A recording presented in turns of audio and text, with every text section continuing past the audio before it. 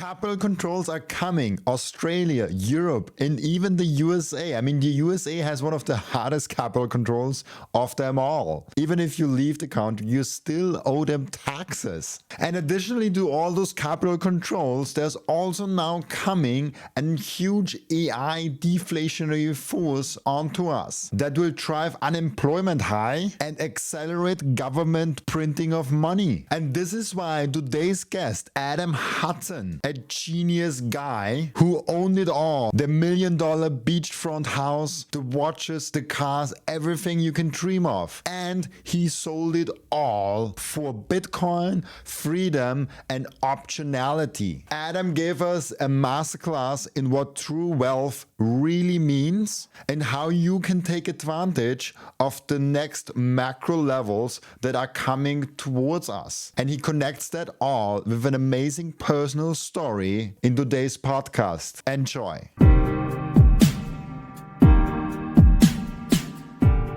Who are you and why are you excited about Bitcoin? So, Robin, I'm a recovering entrepreneur. I've been in business for 30 years. I turned 50 a couple of years ago and decided to hang up the boots in building businesses.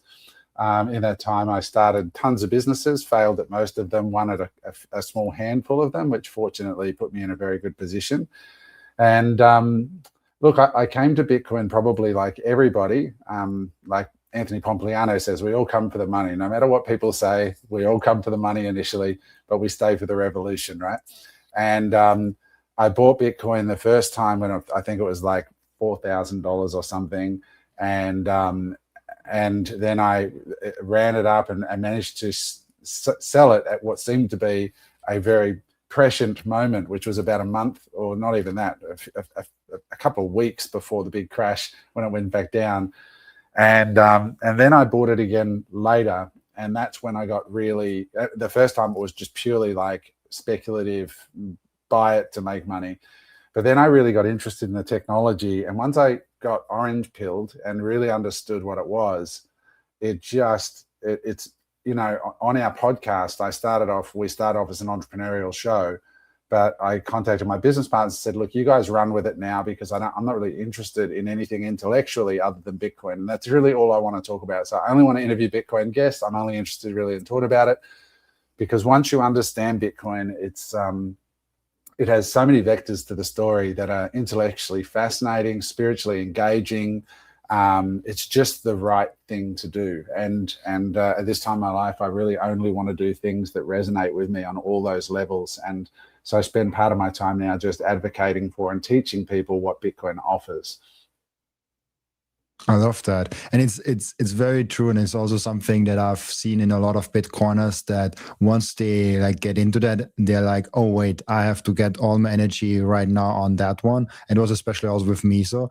And it kind of sucks all your financial energy and then all your life's energy in there. I don't know if this is with everyone true. I mean, most people probably stay in the job. It's only like a handful that actually work then also in Bitcoin and do like the full life energy and financial energy into Bitcoin. But it sucks away of your like it really demands almost your energy, and this all voluntarily. Like it's so crazy, because if there would be like a CEO and a marketing team, I think people would call it out as like a religion and like something dangerous. Like they go in there and they don't come back, and like they're brainwashed. But like, there's nobody that even is doing that. It's just like, it's like a protocol that is neutral. And it's such an amazing idea that people are drawn in such a big way towards that if there would be someone behind, it would be like a sect. It would be like a religion, which is fascinating to witness. Yeah. And the right, and a good kind of religion.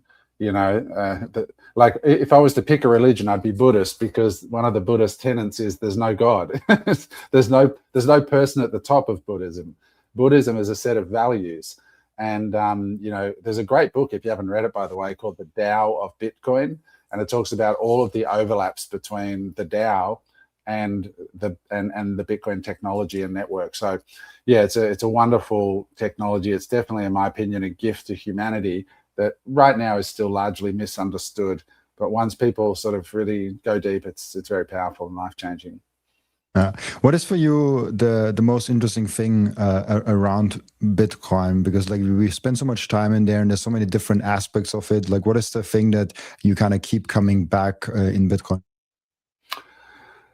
I think it'd probably help if I tell people where I've been in the last couple of years, because I've been, Robin, on a fairly interesting journey. I sort of woke up at age 50 and had a midlife crisis.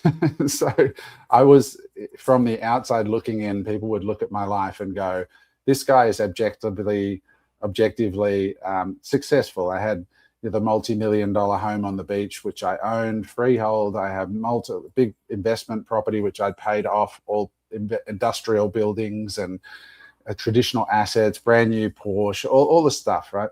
And then I got a divorce, and I just woke up at age 50, like literally on the day, and just went, what do I want my life to be? What do I want to optimize my life for? And I'd been Bitcoiner for years up until then. And I went on this, I just wasn't happy at age 50. And I realized that, all this stuff that I'd accumulated was really just a prison.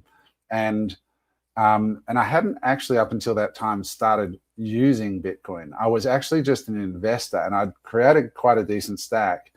But I went to Bitcoin in Prague, and they insisted that you buy your beer there with Bitcoin, or you want to buy a Bitcoin hat, you've got to pay with Bitcoin. It was the first time, and I'm embarrassed to say this, and I've owned a Bitcoin for, I think, 9 years or 8 years at this point, and I still hadn't really transacted with it.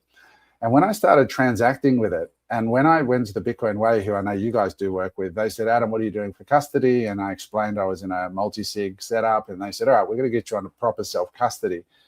And I got onto proper self-custody, and that's when, even though I'd owned it for years, I didn't really understand the power of Bitcoin and self-custody and permissionless network and running a node and putting all those pieces together. It wasn't until I did that I really understood.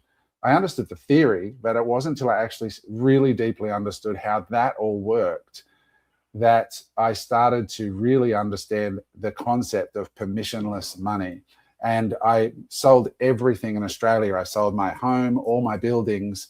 I now live in several countries, and I have a base here in Panama, where I am today. And I went back to my core values, which was what makes me happy. And when I was 19 years old, I was in a Tony Robbins seminar, and he asked this question, what is your definition of success? And I wrote down being able to go to an airport, look at the departures board, choose the location I want to go, buy a business class ticket at the counter, and buy my clothes when I get there. That to me was my goal of success when I was 19. And I reached 50. I had enough money to last me for a number of lifetimes. I was like, all right, well, why aren't I optimizing for that? Why am I going for more? So I really embraced that Bitcoin lifestyle when my marriage ended and my world shifted. And today I've optimized for freedom, and Bitcoin has become such a central, powerful part to be able to pay and transact and move and have this whole piece of economic value that sits outside of the rails, which I don't need permission.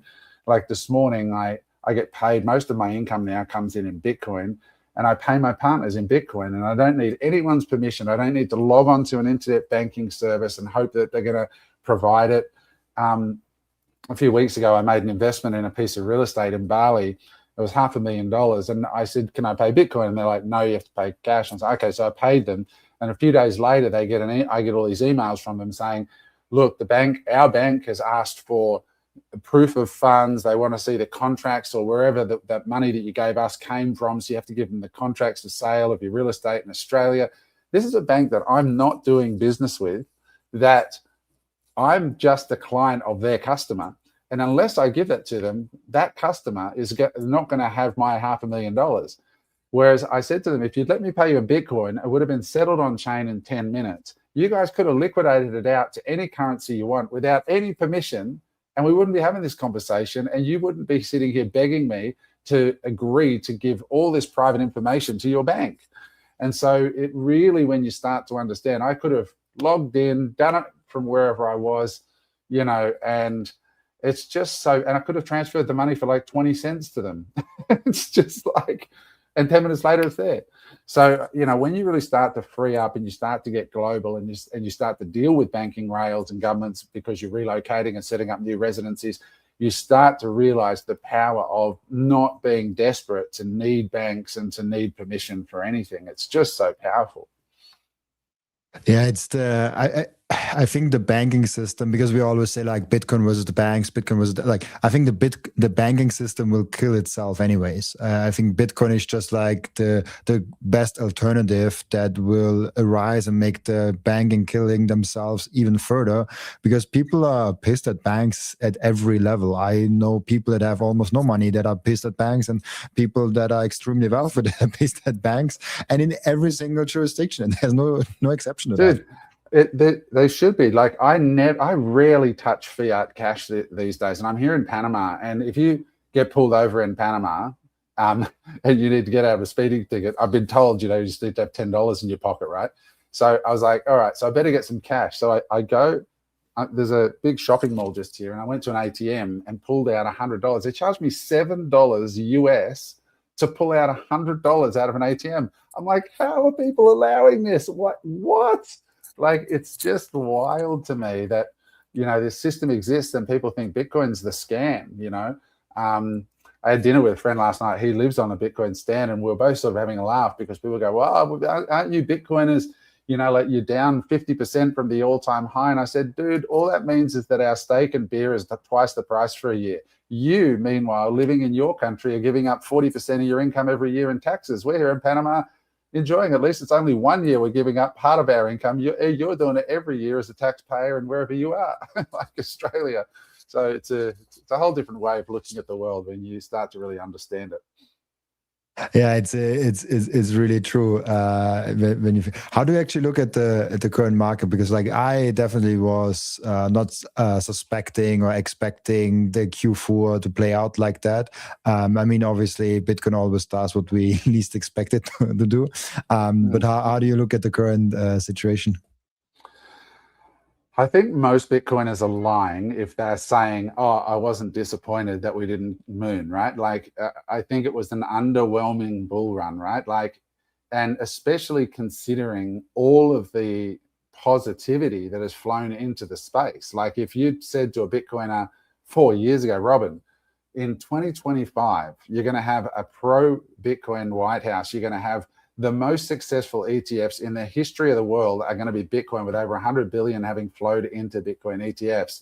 All these narratives are going to align, and the price is going to be, and you'd be like, at least $250,000 or whatever, right? Like, but this is Bitcoin, right? Like, it is operating within the context of a global marketplace of ideas, and right now there are some really powerful narratives that are working in place, and Bitcoin has always been the one that has experienced the negative narratives, the psyop, to keep it down. Why? Because Bitcoin messes with the biggest of all the assets. It is threatening the very power structure itself.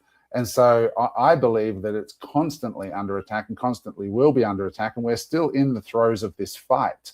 And if you really are a Bitcoiner, you've got to really believe, is this a superior idea for at least a store of value as a means to convert your economic power, your life force, into, and store that life force into a better way? And when you really understand what Bitcoin is, and you understand consensus network and difficulty adjustment and nodes, and you really, really understand what it is, I think we're just in a time of price discovery. And what is a global network that is almost free to use, that you can participate in as an individual, that is secured by hundreds of billions of dollars of hardware, that if you tried to do a 51% attack on it would cost you between $50 and $100 million a week just in power, let alone the fact you couldn't get the ASICs to actually fire up a reasonable challenge on it. It is the most secure computer network in the world that seamlessly moves value and keeps a ledger that is not got any ability to be influenced by one single government. What is that worth? Now, if you look to gold, they would tell you $35 to $40 trillion right now as a store of value. most people are not using gold. They're just simply banking value into it. I banked, lots of value into real estate until I understood, it better. So I really think that as time passes and as Bitcoin continues to do what it's doing, and as we see more Lindy effect in play, which is when we cross the 20-year mark, Bitcoin is going to continue to show the strongest returns of all, at which point more and more asset allocators are going to go, hang on a second, this is now 20 years that Bitcoin has been around. On balance, it has outperformed everything else. It is the only hard asset. And what's that worth? And I think it's going to be repriced.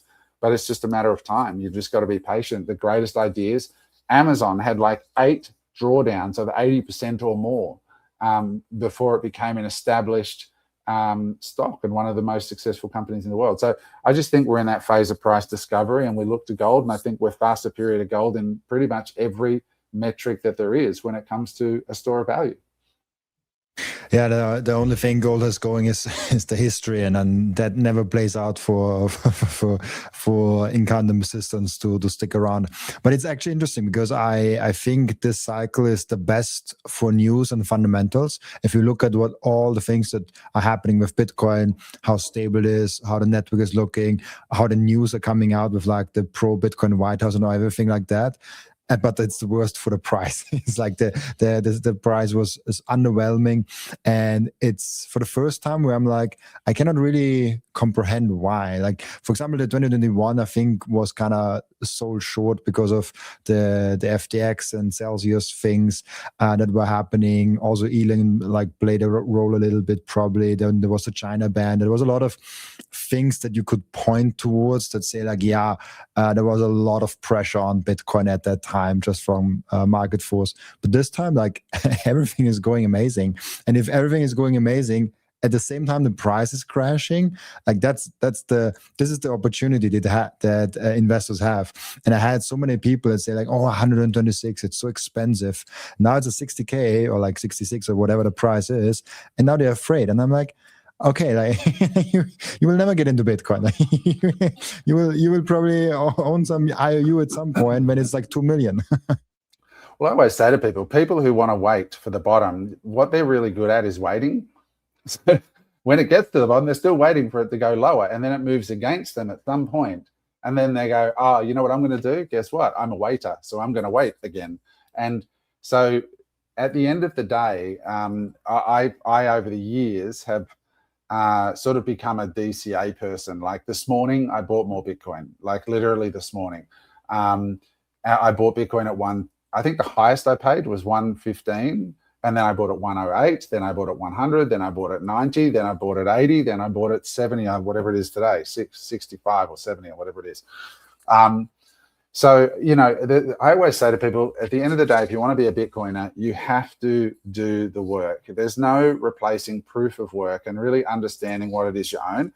And you've got to either believe in the thesis of Bitcoin that at some point, the world is going to want to be able to have a means of storing and transferring value that does not require permission and banks, that is secure, and then what is that network worth? And unlike many other, well, pretty much all other tokens, this is the only one with a truly fixed supply. So what you can actually apply valuation to it and not worry about how many tokens are going to be dumped on the market by the inventors and all this other stuff.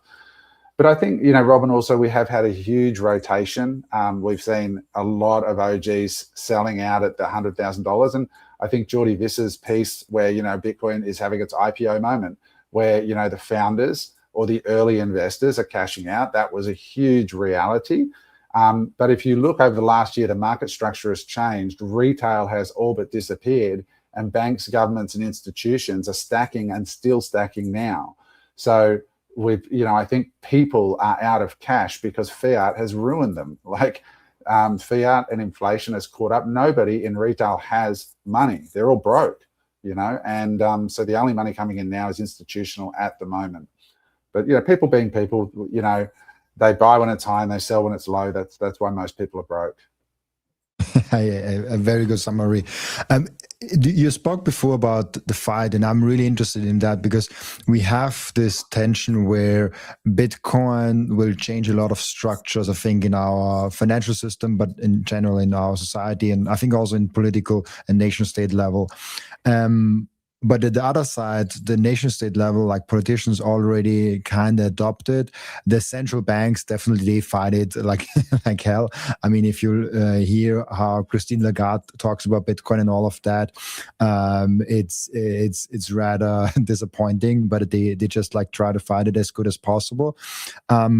Who do you think will really fight? Is it the banks? Is it central banks? Is it like a collective of the institutions together? Because I feel like the more and more Bitcoin comes in there, all those fighters against Bitcoins kind of have a more of an incentive to actually adopt it and kind of play with it, because at some point they realize they cannot really fight against it.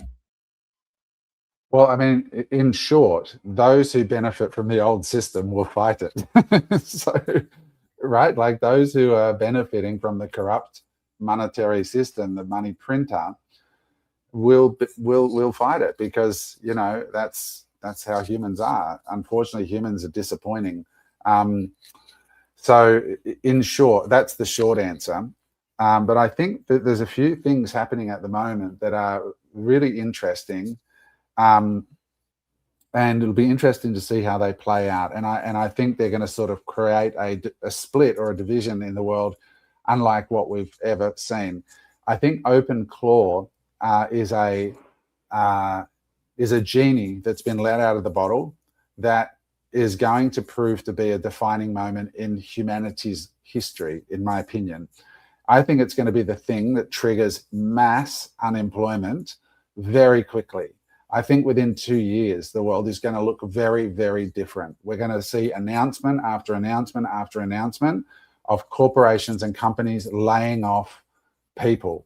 And this is why we're seeing this week in the EU, in my opinion, they're announcing we have a digital currency coming, because they have to print money. And historically, as much as we like to say that fiat money is broken, yes, it's broken, but it also works. And what I mean by that is that if you look at 1929, when they didn't print money, look at what happened. There were deaths. It took 20-something years from memory to get back to the same point in the stock market. Whereas today, it gets back there after an economic crisis in 6 months. Why? Because they learned from the past. And when we have these problems, they print. COVID, print. 2008, print, right? It stops people dying, and it stops rioting and killing, like Tony from the Bitcoin Way, his story in Lebanon. I know Tony very well. He's a very good friend of mine. Some of the stories that you'll learn from Tony over a whiskey and a cigar about what really happens when ATMs stop, you don't even want to see what happens, right? Like we're seeing it now, not an hour from here in Cuba. They're lining up right now in Cuba for 8 hours to get to an ATM, and the maximum they can take out is $6 because of capital controls. So with AI, I think governments are going to go into digital currencies as quickly as they can.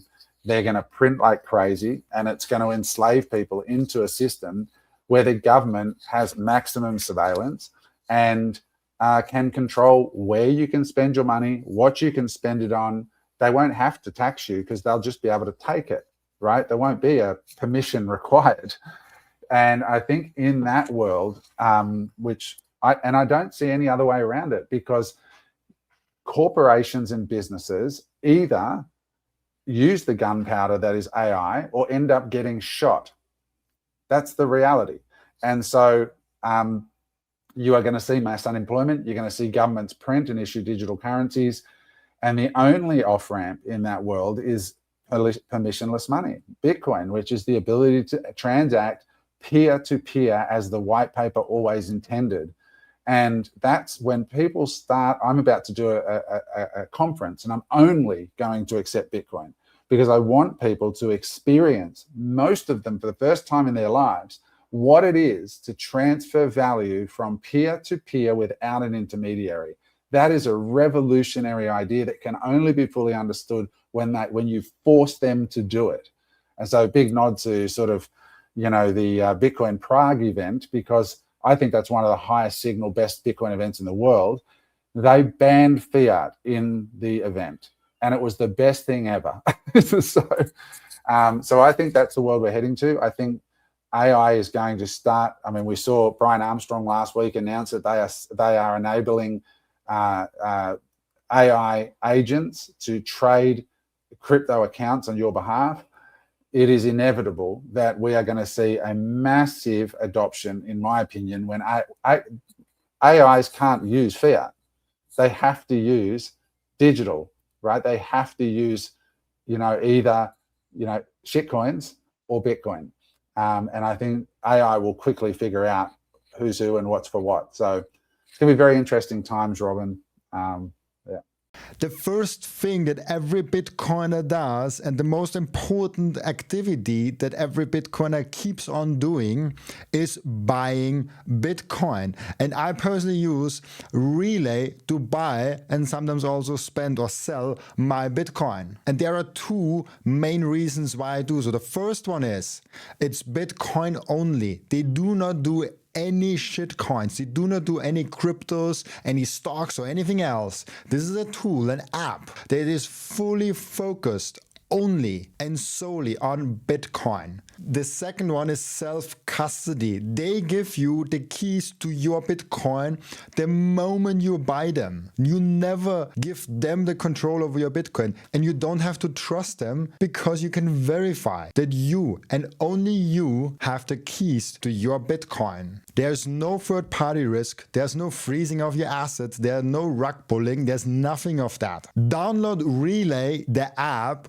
on your phone, or go to relay.app on your browser and use code Robin to save fees and get cheaper Bitcoin. I want to tell you about something very special to me. It's called Microseed. If you hold your Bitcoin in self-custody, and you should, you know how critical it is to secure your seed phrase. You should not have them on paper. You should not have them on anything else than titanium. With Microseed, you can engrave your 12 or 24 word seed phrase, the entire seed phrase, onto a 1-inch small washer. Yes, just one washer. All 24 words on that one washer. You can hide that thing everywhere. And even better, you don't need to buy a new kit every time you have to get a new wallet. You can make unlimited backups because Microseed is not selling the washer. Microseed is selling the device that stamps the washer. So you get the full kit with the device, with the washers, with the hammer, with everything you need to get started today, and you can make with that unlimited amount of backups. Go now to microseed.io.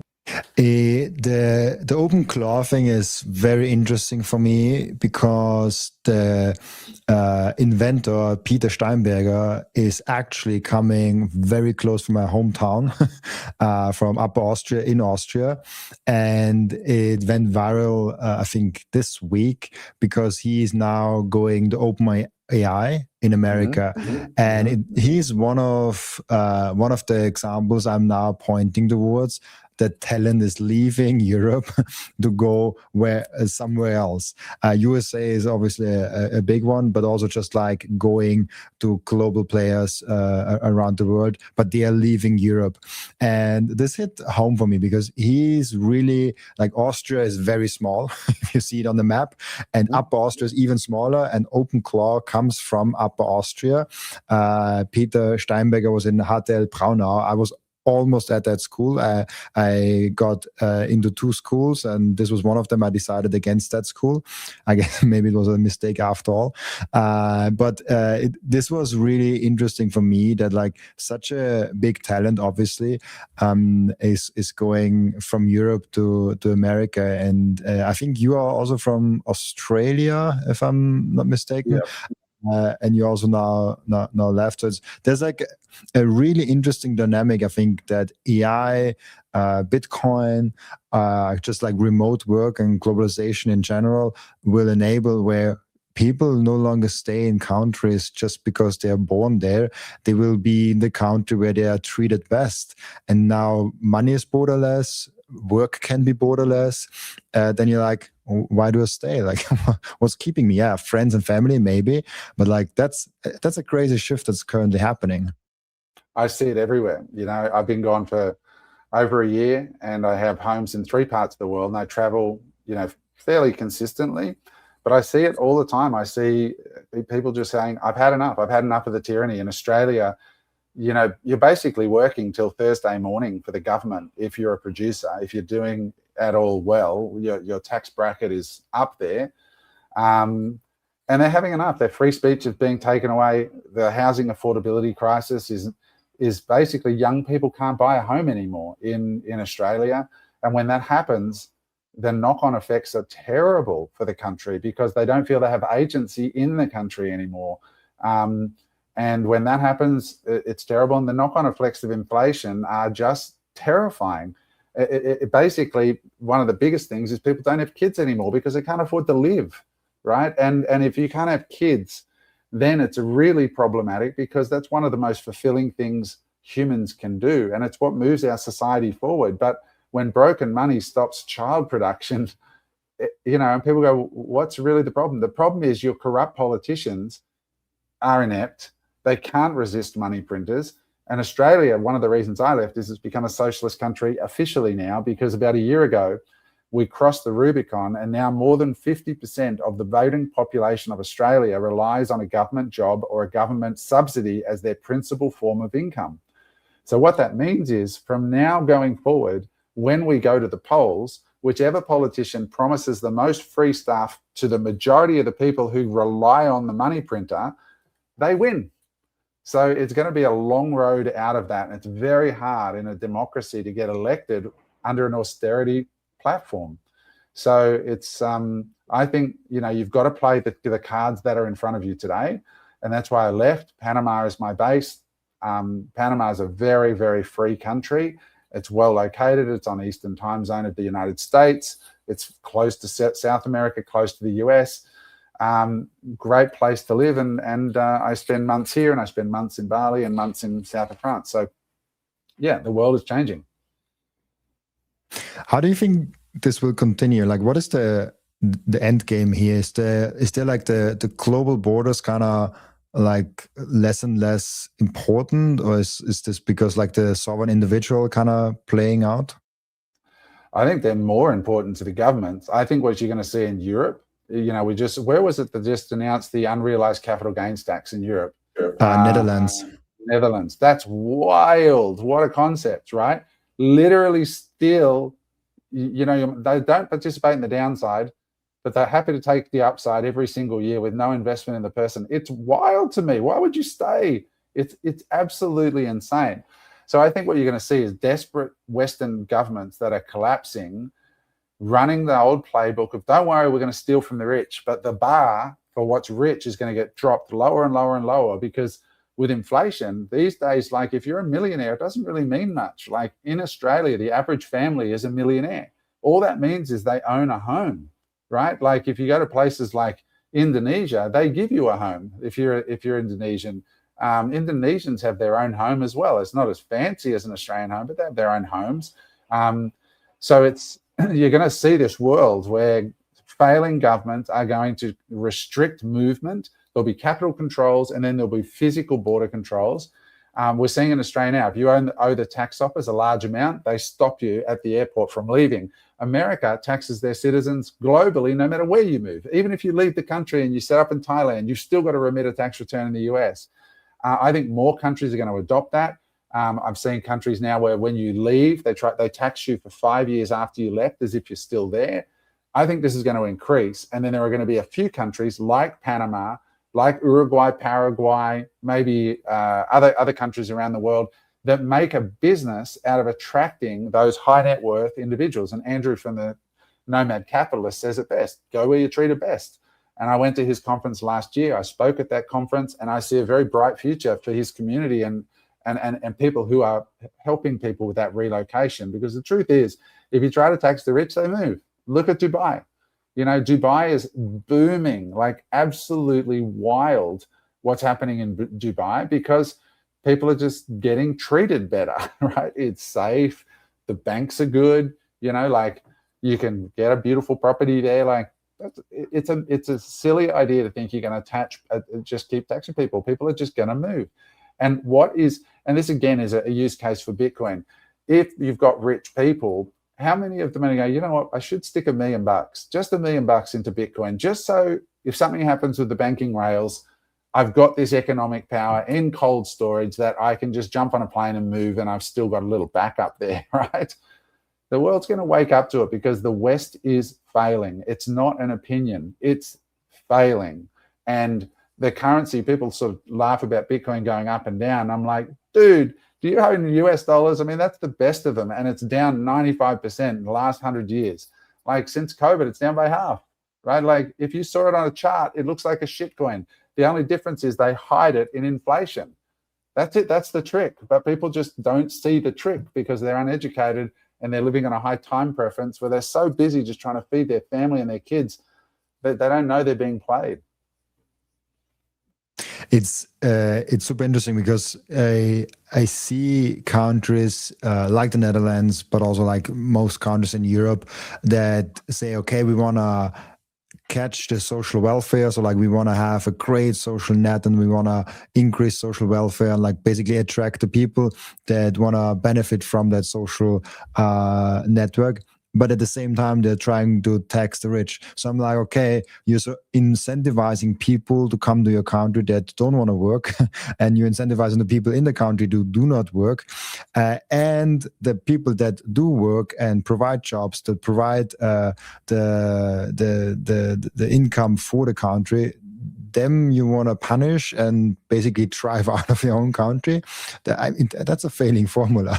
That's like really interesting how it plays. And I think they're still very arrogant, like it's like, oh, like European country, it's like so nice, so safe and all of that. They still have that kind of arrogance, especially in the political level.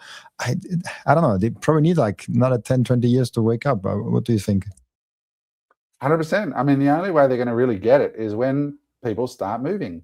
And they take their economic power with them.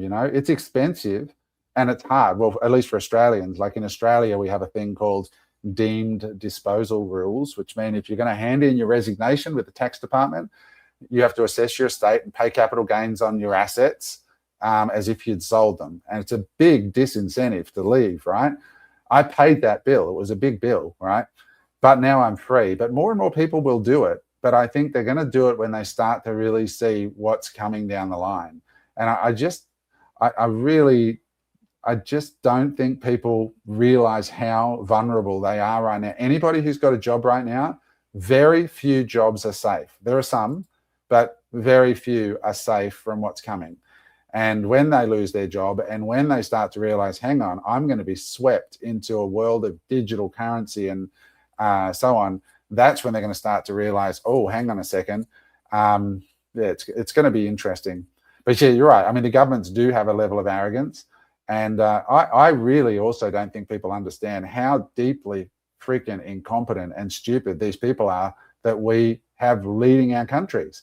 Like you look at Justin Trudeau, who led Canada, right? Like if you see his CV, he was like I think a PE instructor and a ski instructor. And then he was the prime minister, and now he's dating Katy Perry. This guy ran one of the largest economies in the world. You look at the guy running Ukraine, right? Same thing. You look at the guy running France. He used to be like a disco dancer at the nightclub, right? Like these are not highly educated economists in most countries. The guy who's running Australia, Anthony Albanese, has worked for government since he left university. He's gone university, government his whole life. And he's running one of the largest economies in the world. These people are not smart. A lot of them are just morons that are running these countries, and it's very, very scary, right? Like it's very scary, and democracy has its limits, and the problem is stupid people get the same vote as intelligent people, and there's more stupid people. It's sad, but it's true. There's more stupid people, and so at the end, and this is why you look to places like Dubai. I had a cigar in Boracay recently. I'm sitting there with a good mate of mine. We just were sitting in this beautiful hotel, and there was an Emirati guy there. And I said to him, brother, tell me about your government. How do you feel your government treats you? And he said, brother, we think of our government in the way a father who loves his only son. That's how they treat us. I nearly fell off my chair. As someone from the West, I'm like, what? I'm like, we hate our government. And he goes, yeah, I know. He goes, we just don't fight over politics because they are a ruling party, but they know that in order to stay in power and keep peace, they can't do too much wrong. And they look after us in that way. And by and large, most of us are really happy, and we share in the wealth of our country. In Australia, we're a Commonwealth country, but we do anything but have Commonwealth. The Commonwealth goes to the insiders, all the royalties from our mining and gas and all the wealth that should be generated from Australia. Australians are getting overtaxed to death. They should be getting dividend checks like the Emiratis, but they're not. There's a few billionaires that have made all the money, and the government inside deals and the unions that run the country, it's all corrupt. And this is, I think, what people are starting to realize and starting to wake up and go, hang on, let's look at the chessboard of the world. Could I do my job from Panama, where I live in a territorial tax system where they charge me nothing on income that I make outside of Panama? They charge me nothing if I buy and sell my Bitcoin at a profit. Why? Because in Panama, they have one of the most successful infrastructure projects in the world, being the Panama Canal. It contributes about $5 billion to a population of 4.5 million people a year, and the people benefit from it. That's how it should be. But most countries in the West, it's corrupt and it's just broken. So, people are going to look at the chessboard and start to go, hang on, for the price of a plane ticket, I could go somewhere where I get to keep most of my economic power. And for learning about Bitcoin, I get to keep it in a place that's going to outgrow everything else if I can, hold through the volatility. Even if you only put 20% of your savings into it so that you can stomach the volatility, once people start to learn this, there's only one way Bitcoin's going to go. Right now, very low adoption relative to fiat. But once people wake up and this coming collapse, Bitcoin's just going to keep doing what it does, block after block. Is that the most thing that an individual can do, buy Bitcoin and look at their country from a very hard lens and consider moving somewhere else and being kind of this plan B thing, this nomad, where you want to distribute yourself as an individual around the globe and not just be centralized in one place? Is that the two biggest things an individual can do to prepare for those times? Yes, like a lot of people think that the biggest investment they ever make is their family home, but it's not. It's actually the government and the place you choose to live. The government you choose and the country you choose to live in. That's going to cost you way, way more during your lifetime than any house you buy, right? So these days, it could be, yes, I'm fortunate to be able to be in multiple countries because I am where I am financially. But if I couldn't, I would do three things. One, I would go to a low-cost jurisdiction, so low cost of living, low cost of taxation, right? Somewhere that's going to allow me to be free. I would learn about Bitcoin, and I would let go of this Western bullshit about needing a Porsche and look, this is my watch. I don't know if you can see this, right? This is a $59 Casio, right? It keeps better time than my $30,000 Rolex, which has been in a storage shed back in Australia for years. I don't give a shit about all that stuff. I've had all the cars you can imagine. I've had all the flashy stuff. My home in Australia was $7 million. I've had all that stuff. Today, I'm in a one-bedroom Airbnb in Panama on my own, and I'm happier than I was before. Most of my stuff is in 2 suitcases sitting in the cupboard there, right?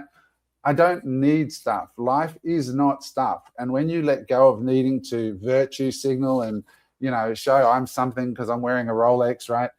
When you start to stack sats, stay humble, and engage with humans again and start to use the people's money, which is Bitcoin, in my opinion, get in a tax jurisdiction, learn to make money in some online way.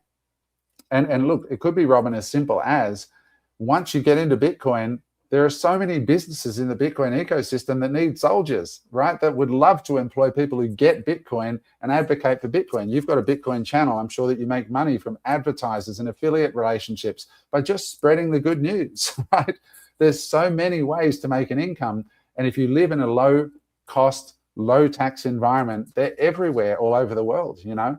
Like you can go to Thailand if you're over 50 on a retirement visa, and it's very easy to get, and you pay no tax, and you can live in Thailand. It costs you nothing. It's fantastic. The people are beautiful. The food's outstanding. You're still free. You know, there's lots of options around the world. It's so interesting. I had a good number of wealthy people already on the podcast that all told that same story that you just told me, that they got all the fancy shit and then they sold it all because they realized that it didn't do anything for them. And one thing that stuck in my mind, because we were at a Bitcoin conference in MENA in Abu Dhabi, and there was a guy in the VIP area, and we talked about that because outside in the VIP area there was like a yacht standing, and they tried to sell to the rich Bitcoin whales yachts. And the guy said, I own the yacht, and there was 2 happy days in my yacht days. The first day when I got it, and the second day was when I sold it. Like it's so true. And it's like, oh, interesting. And it's like every single person that I actually know and meet that was wealthy and got all that fancy shit keeps telling me the best moment was when they all sold that fancy shit. The only expensive stuff that's worth it is food and business class airfares. Those 2 things are fantastic. You know, but, you know, just for the average listener here, I just want to open people's minds to something. 2 years ago, I started a podcast like you, right? I only run the Bitcoin content now. So I do 1 Bitcoin podcast a week. How much do you think that Bitcoin podcast generates me per month now in income? Just from the Bitcoin one. I do 1 Bitcoin show a week. Oh gosh, I have no clue, but a few grand, I would say. 20 to 30 grand a month. That's wild, right? Like I started it 2 years ago from 0 YouTube subscribers, and those 4 videos a month that I post, which are just me talking to the camera, doing what you're doing right now, $20,000 to $30,000 a month.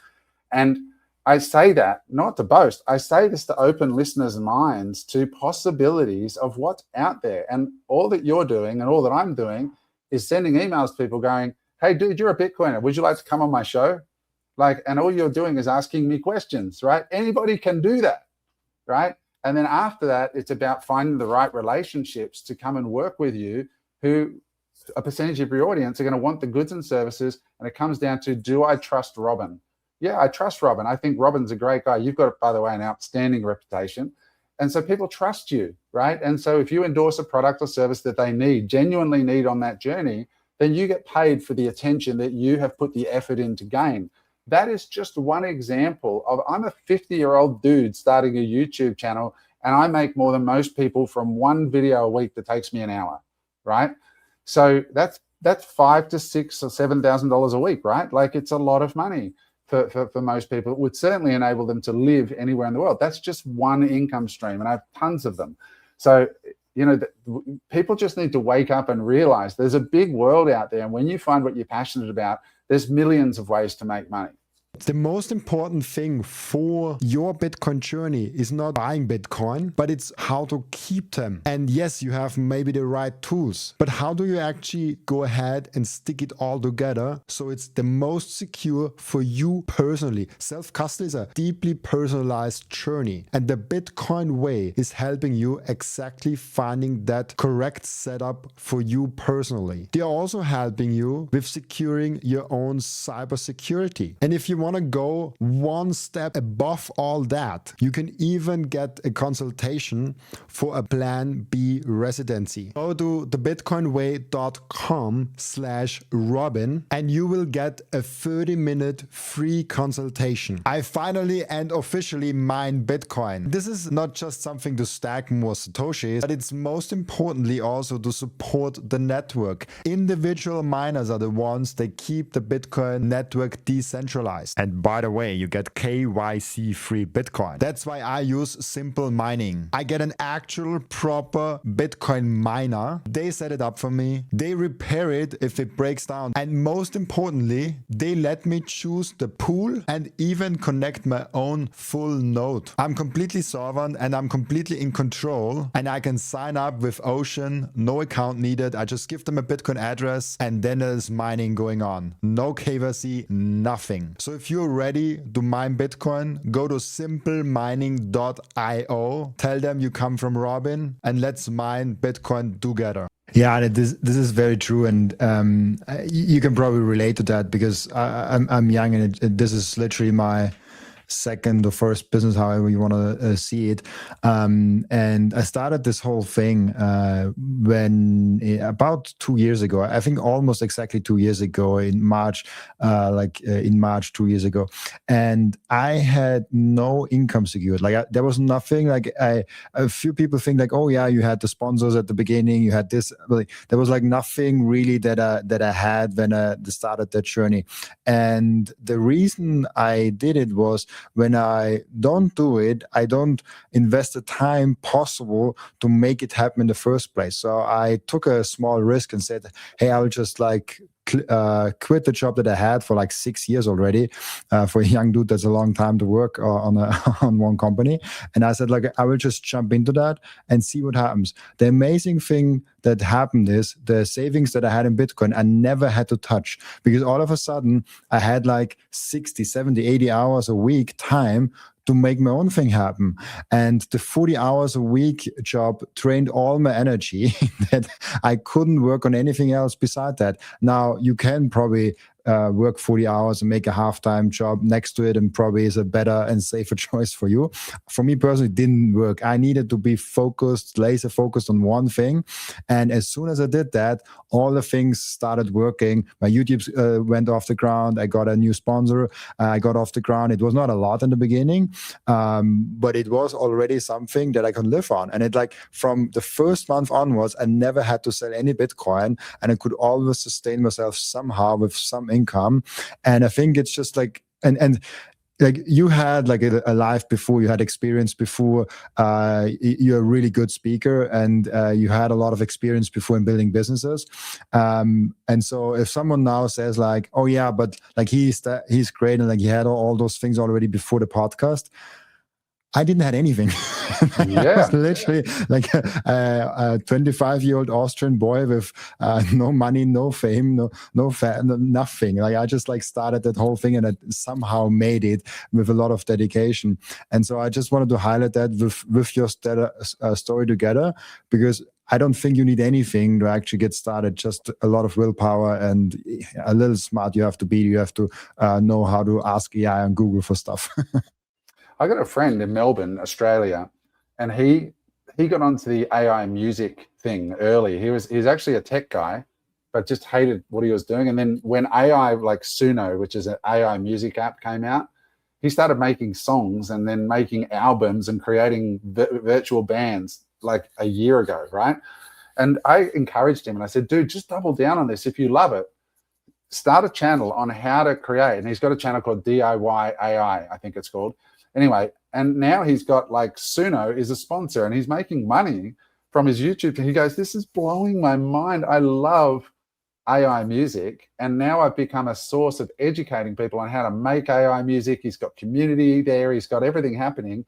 And this is the world we live in now. And there's so much opportunity. And if you can get yourself into a low cost of living, low tax environment, and then do something you love, there's never been a better time to be free than now. And when you set up I have, here in Panama, Panama is so friendly, the banks, and being able to, we bank with Zappo and different things. You start to realize there's a lot of cool things out there in the world and options to just work in a 9 to 5, paying half your money out in tax and fines and all the other words they have for tax, and then trying to get by on what's left in a high cost environment. There's whole different realities out there if you're willing to do the work and then give up on that game of trying to look rich instead of actually living a rich life, right? Yeah, this whole I think Bitcoin Bitcoin itself also, I think for you it was the divorce, you said that was the trigger point for you, but I think Bitcoin actually incentivizes a lot of people to be a lot more minimalistic. They try to think about ways of like saving money, liquidating other things to get to Bitcoin, and like a hard money I see already incentivizes people to have less stuff that they anyways don't need, and they're like, I'd rather have it in digital property. There's a great point, Robin, because fiat currency, the whole point of inflation, Keynesian economics, is based on spend your money because we're gonna steal 3% of it next year, right? The government actually tells you this. We're gonna target only stealing 3%, but if things are bad, it might be 5. So what does that tell you to do? It says, go spend the money today because we're gonna print more of it and it's gonna be worth less next year. That's why they do it. That's the whole theory of Keynesian economics.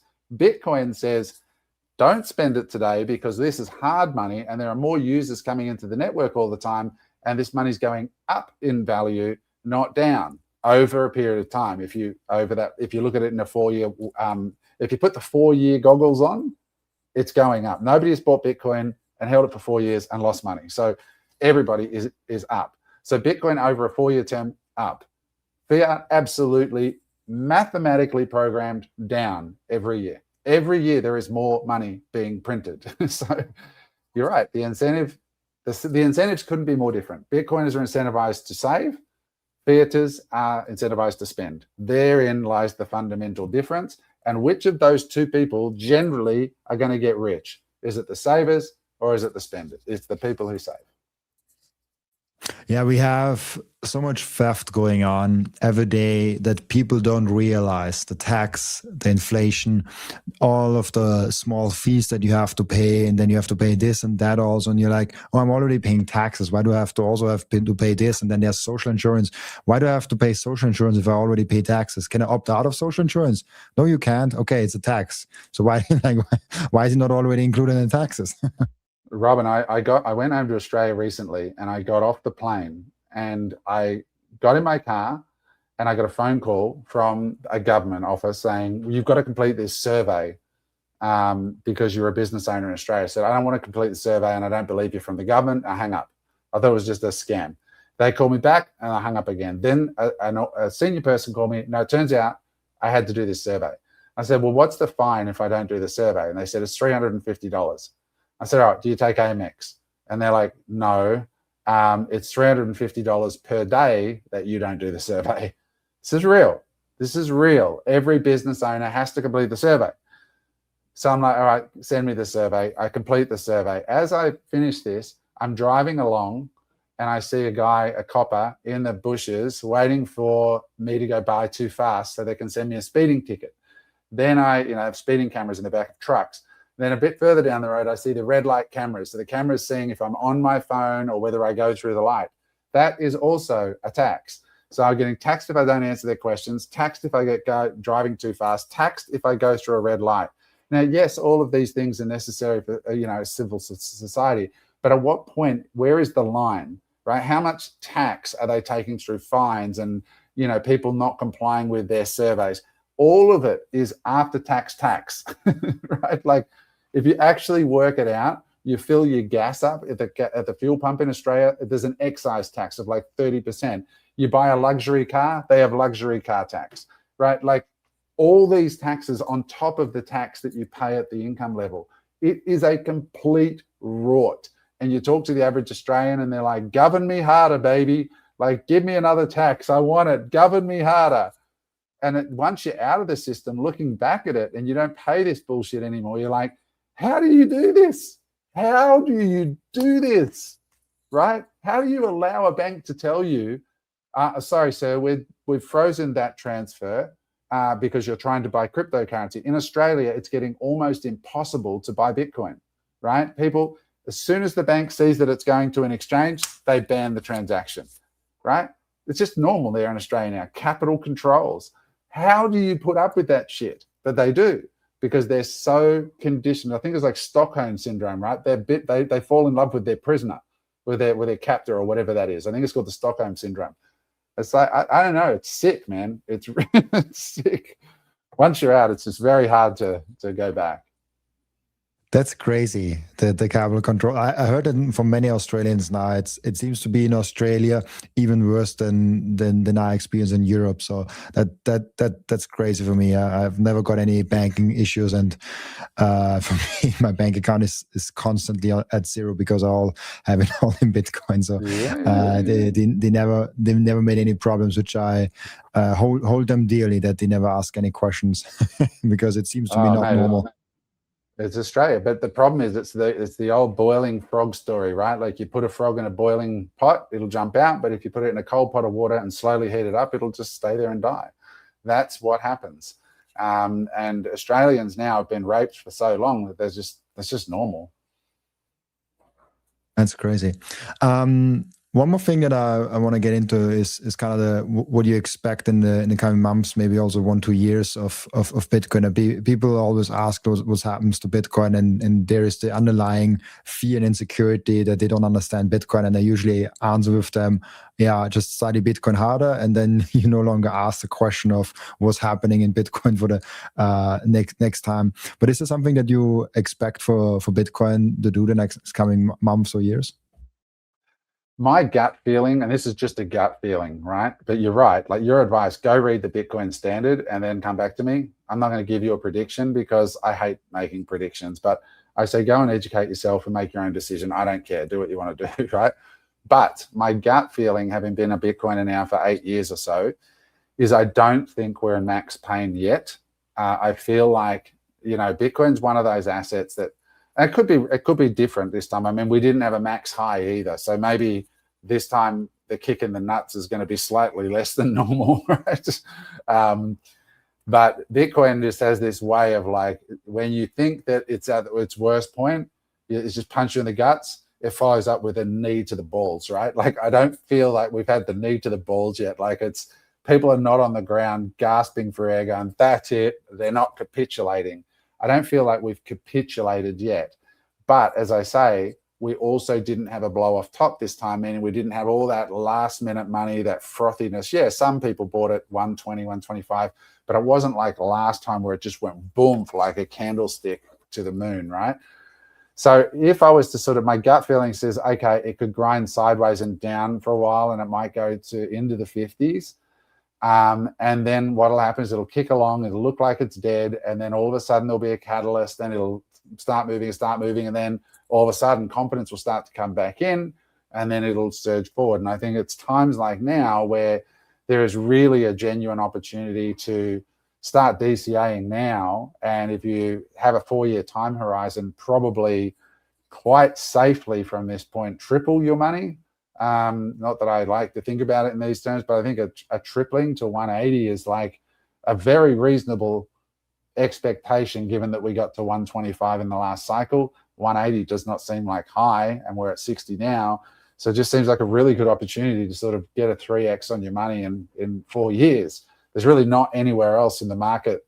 There's a few places, maybe Tesla or a few other stocks, but I think it's a really good buy at the moment. So yeah, but for me, Robin, like I think we're going to have a future where you don't have to sell your Bitcoin.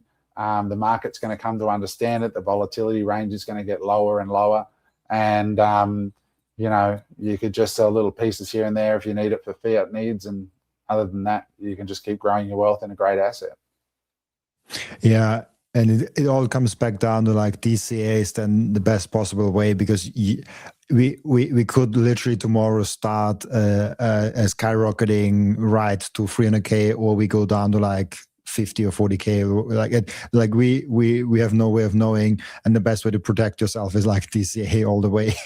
But you brought stocks up.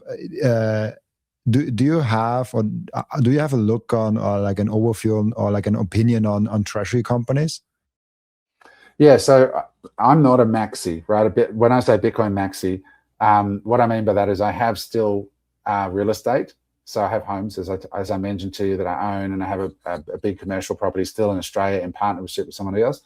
And I have stocks. So I do have a stock portfolio. So just to be clear on that, I'm not a guy that has all of my money in Bitcoin. So what was the question about? Do I have a view of the market, the S&P? No, the treasury companies, the Bitcoin Treasury treasury company, companies. like strategy and all of that. Yes. So back in 2021 or two, I put my entire retirement account into MicroStrategy. So at one point it was up like 15x. And now obviously it's still up, but it's not up 15x. I remain bullish on quality Bitcoin treasury companies. I think it's a very clever structure, but only if you deeply understand what they do. And I think Michael Seyr is a genius, and I think that he has found a way to give Bitcoiners some talk on owning Bitcoin. So I do own a decent bag of MicroStrategy, and I also own a fund out of France that is owned by Bitcoiners who are mathematicians who've been in the fund management business for many, many years, but they were the first Bitcoin treasury company in the world before it was called a Bitcoin treasury. So they actually been putting Bitcoin on their corporate balance sheet since 2013. A company out of France called Tobam, Think Outside Box. Tobam, yeah. So they're a French company. So I have a decent position in one of their funds, which buys the best of breed Bitcoin treasury companies. But again, it's down right now. But do I think it'll be down over a 5 or 10 year window? No, I think it's going to outperform Bitcoin over the long term. But by far, those two positions would be 10% of what I have of direct Bitcoin ownership. Which is also what I always tell people: make sure you have most of it, and in Bitcoin yourself, in self-custody, that's your protection, that's your freedom, and not just number grab technology, but like actually also your freedom. And then you can have whatever 5, 10, 15, 20% to have a little bit more risk, because people have to understand, if you buy a treasury company, it's not like Bitcoin amplified. It is a lot more risk to that. There's the risk of the management team, the risk of the company, jurisdictional risk, tax risk. Like there's a lot of different risks on top 100%. Of that. And so it only makes sense if you actually outperform Bitcoin. Otherwise, like, why would you own it in the first place? Outside of like pension fund, where you can only own those things and not directly Bitcoin. But yeah, like it's an increasingly interesting play. And just like one note on strategy, I think Stretch is so genius. Before Stretch, I was never sure like what to make out of strategy. Then it came out with Stretch, and I was like, that's freaking awesome. That people really love that product even outside of Bitcoin. It is wild, and there's an educator called Adam Livingston. I don't know if you've gotten onto Adam's content yet, but everybody listening should be listening to Adam as well. He's just such a brilliant, one of the best voices in the space, in my opinion, and he does a lot of stuff on this. There's just what Seyr is doing. If you're a Bitcoiner, what Seyr is doing, in my opinion, is absolutely genius. But you will not hold strategy if you do not understand what Bitcoin is. If you don't understand what the difficulty adjustment is, consensus network, self-custody, all the basics, running a node, you will not understand the power of what Seyr is doing, because you need to have deep conviction in Bitcoin to have ultra deep conviction on the volatility of MSTR, which all his products. But Strike and all those, products, I think are really, really fascinating what he's doing. Really fascinating. 100%. We have a question for each and every one of my new guests that come on the podcast, and the question is, what can we learn from you besides Bitcoin?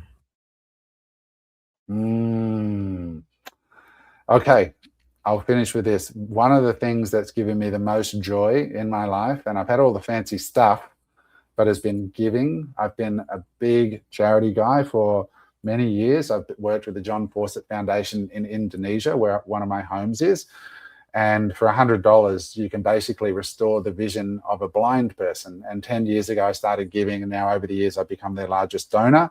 And last year, we gave $500,000 through my business, and that resulted in about 5,000 blind people that were blind last year that by Christmas time had their eyesight back this year. So even if you start in your day-to-day in your business and just you say, I'm going to give one eyesight per month to somebody, or find a charity that you love, the alpha that comes from charity it's an asymmetric bet. There's no limit to the upside, the joy that you get. And it's so good for you as anybody in the West to be reminded that there is hundreds of millions of people that wake up every day in circumstances that are so much worse than yours. And I think that one of the reasons I spend a lot of time in Bali is that when you wake up in the morning, one of the first things you'll see, no matter where you go, if you go out your front door, within 5 minutes, I promise you, you'll witness people doing spiritual things. You'll see the ladies making their offerings and, lighting the incense and gently pushing the incense smoke to the gods. And they do it. They've got nothing compared to people in the West. But the number one thing that they do first thing in the morning is give thanks to the gods for what they have. And so charity work is an opportunity for us to be reminded that we are, despite all the FUD, all the noise, all the depressed price action, all the sad things that are happening with governments, if you still look for the good every morning, and charity is a great way to be reminded of how well you are, then it'll be good. There's a good Bitcoiner friend of mine who told me in private the moment he started giving for charity was the moment where his business really started skyrocketing. Now he's not sure if this is related or coincident, but he just found it interesting that the moment he started giving is where the business really had his inflection point, where everything started happening. Just a thought I just had when you also said that. Really cool. Thank you so much, Adam, for already bringing us so much joy and insights to the podcast. We do have an end routine in the podcast where the previous guest is asking a question for the next guest without knowing who the next guest actually is. And honestly, the question fits so nicely in what we already talked about. And the question is, how are nation states gonna tax Bitcoin in 10 years with the background of it is really hard to tax Bitcoin? Yeah, well, I think it is going to be a divide. So I think there will be the few that are going to see that as an opportunity to attract the wealthy and not tax it. And then there'll be the majority with the most broken systems where socialist governments will rise and they will try to tax Bitcoin. And so you'll see a migration of Bitcoiners to the pockets around the world that are smart enough to go, we want those people here, Panama being one of them. So I think you're going to see like this bright line. Like recently, the European Union tried to force Panama to increase their taxes. And the response from Panama was, no problem, we're not doing that. And we are now we're now banning all European nations except the 3 that didn't ask them to increase their taxes, because they're getting 7% a year growth while the countries asking them are getting 0.5% growth. Panama said, no, sorry, you can't invest here. And only the countries that didn't try to put those embargoes on us. So I think that's a real clear sign that they're saying, and now I look out the window here and there's cranes everywhere. I'm looking at an apartment after I get off the call here, 197 apartments sold out in 3 months. Why? Because smart money is going, you know what? I'm going where I'm treated best. I love that. Really, really cool. And I think the perfect message to end the podcast. Thank you so much, Adam, for being on the podcast. Before I let you go, where can people find you and your podcast and all the things that you're doing? Yeah, the best is Instagram, Adam Hudson Official. That's on the screen there now, Adam Hudson Official. Or our podcast is just Unemployable Media. And I do the Bitcoin shows. There's a whole range of shows on there, but I do the Bitcoin shows. And they're easy to spot because there's always a Bitcoin type iconography in the thumbnail. Awesome. Then thank you so much for being on, Adam. And also thank you so much for everyone that is watching and listening, for joining us today. As always, I'll be back.